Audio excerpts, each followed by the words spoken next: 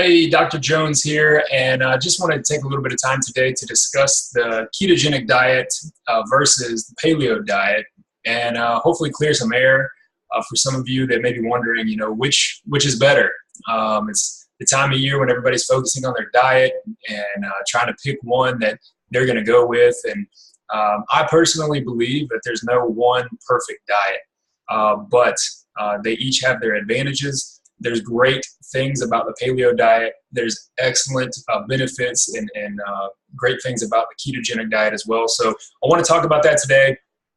Real quick, everybody's familiar with LeBron James. And a couple years back, it was well documented that he just got shredded, absolutely shredded one off season. I remember him coming back to play at the beginning of year a couple years ago, and he looked very lean, as you can see in this picture. So he attributed that transformation to the ketogenic paleo diet. So that's right. He actually, implemented both. There was aspects of both that he implemented.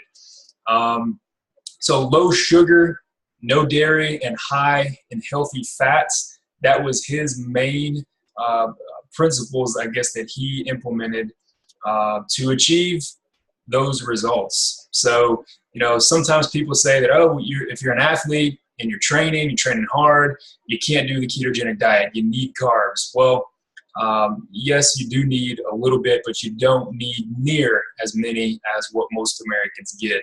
And this is proof right here. So what is it? How does the ketogenic diet work? Traditional diet is high in carbs.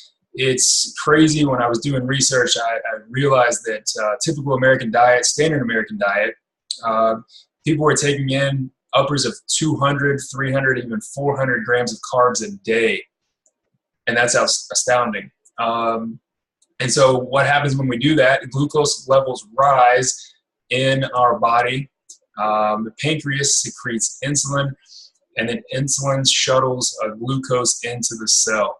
And that creates energy. But on a ketogenic diet, it's a higher fat, low carb diet, and we're running mostly off of healthy fats, which get converted into ketones. So fatty acids travel to the liver.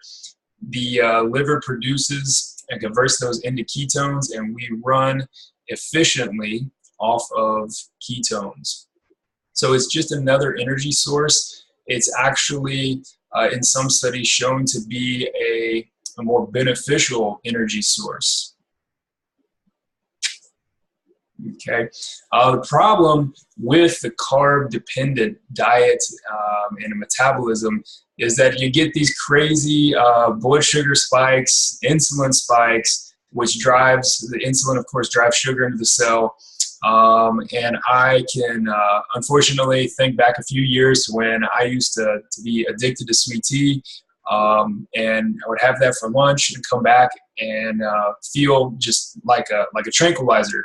A dart had been shot into me. So you get these big insulin spikes, these big blood sugar spikes, and it just makes you feel like you want to take a nap. So carb-heavy diet. Carb-heavy lunch or dinner, whenever it is, it typically causes us to feel a little bit lethargic afterwards, and that's because of the insulin spike. Now, insulin in the response also blocks fat stores, okay? So it blocks the body's ability to mobilize and burn fat, okay? So that's why a ketogenic diet is high fat, low carb.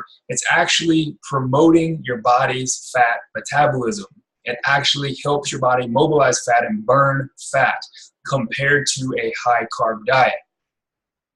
Okay, so what happens when we eat carbs? If we're healthy, it's mostly burned up by the skeletal muscle. So if we're average weight, fairly lean, good health, most of the carbs get burned up by the skeletal muscle. But if you have visceral obesity, if we have insulin resistance, hypertension, high triglycerides, low HDL cholesterol, this is kind of the perfect storm and it creates what's known as metabolic syndrome, which makes us more likely to end up with heart disease and diabetes, just to name a few.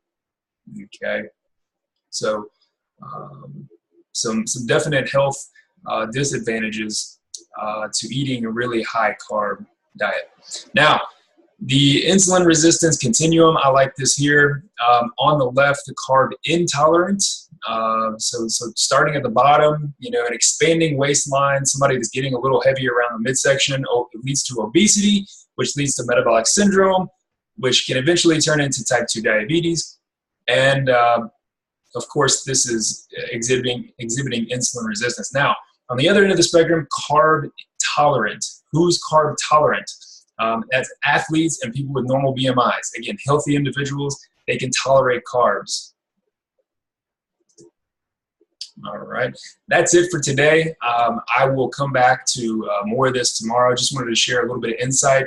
If you have more questions, please feel free to post those. Be happy to answer them, and appreciate you watching this. Bye.